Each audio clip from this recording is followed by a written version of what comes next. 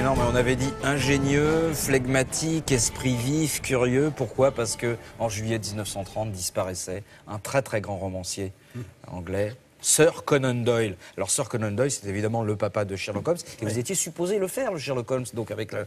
Oui, mais c'est le Sherlock Holmes moderne, avec le film, vous savez, on avait la musique du film. Vous aviez l'air un petit peu, pas pâteau, mais il faut qu'il soit vif, il faut Pato, qu'il soit... il est tout de suite 8h moins 10. Voilà. Ouais. Alors dites-moi, Sir Conan Doyle. Oui, ah bah, quel bonhomme, quel écrivain. Alors, d'abord, c'est pas du tout l'écriture qu'il tente, figurez-vous. C'est un garçon qui fait ses études de médecine et qui pose sa plaque, donc, devant chez lui, et puis qui voit les gens... Ça... On sait quand il est mort, 1930, oui. Mais ça commence quand la carrière de Sir Conan Doyle? Vous permettez, je raconte mon histoire? Bien sûr, bien sûr. Alors j'avais cette question-là, de me dire, est-ce que c'est vieux? Oui, je vais vous dire, parce qu'il met sa plaque de médecin et il voit les gens s'arrêter devant la plaque en disant, tiens, il y a un nouveau médecin qui vient de s'installer. Mais personne ne sonne à la porte pour essayer d'avoir un rendez-vous. Alors lui, le temps passe, les semaines, les jours, les semaines, les mois. Alors finalement, qu'est-ce qu'il fait? Il commence à écrire. Il commence à écrire une aventure. Puis il commence à écrire 2 aventures.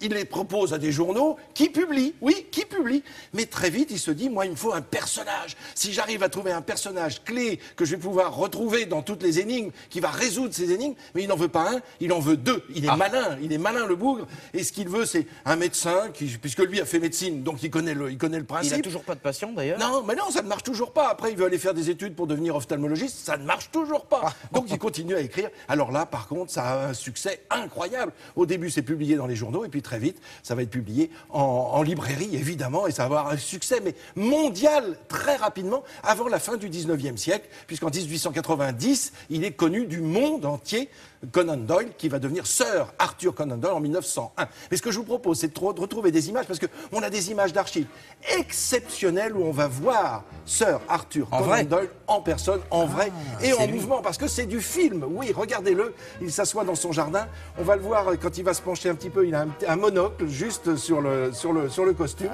et voilà l'auteur. Voilà, absolument. Alors on va le voir avec son portrait un petit peu plus jeune, mais il aura toujours porté ses jolies moustaches. Regardez, bien peignées, bien fines. Oh oui, très 1881, quoi. Alors ça, c'est son maître, le docteur Joseph Bale, qui va lui donner l'idée de créer son personnage Sherlock Holmes. Regardez, un manuscrit. Et ça aussi, c'est un document exceptionnel. J'adore regarder les manuscrits parce que c'est là où on voit quelle est l'écriture de notre héros, de celui dont on parle. Hein. Très peu, oui. Alors c'est là où on se dit que ça vient d'un premier jet. Et puis voilà, il a déjà tout calculé, tout créé dans sa tête. Et puis ça sort comme ça. Alors évidemment, Baker Street, c'est là où il habite, le 221B Baker Street. Et figurez-vous que c'est Sherlock Holmes qui est évidemment, il s'installe comme ce qu'il veut, c'est régler les petits problèmes, régler les problèmes judiciaires où on vient le voir pour des petites enquêtes personnelles. Et là, il y a un musée qui se trouve au 223 aujourd'hui à Londres, 223 Baker Street.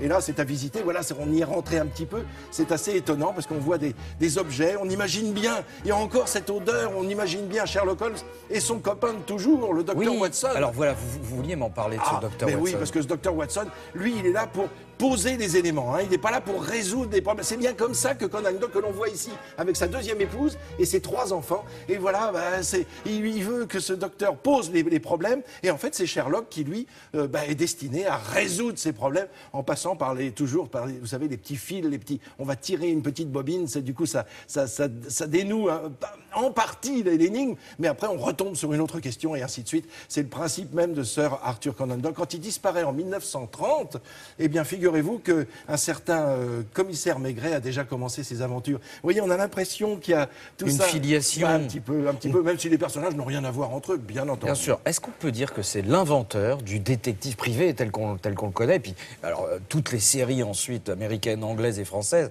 vont s'en inspirer. Mais est-ce que c'est lui? Oui, c'est lui. C'est lui, en tout cas, sur la méticulosité du chercheur, de celui qui va prendre élément par élément pour essayer de résoudre cette énigme.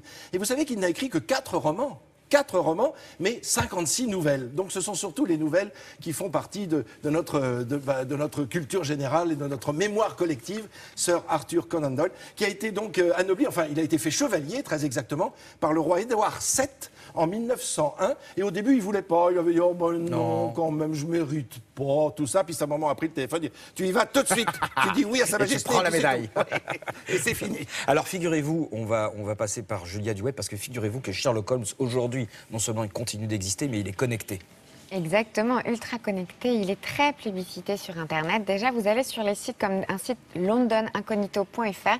Là, on va vous proposer vraiment un parcours dans Londres où vous allez être relié avec votre téléphone portable et vous allez être vraiment dans la vie de Sherlock Holmes. Alors, les lieux sont décrits et cités dans les romans. Vous les suivez au fur et à mesure. Vous avez également les lieux de tournage aussi, les endroits où les séries ont été créées, mais aussi les films, les versions plus anciennes et plus récentes, évidemment, parce qu'il y en a eu beaucoup.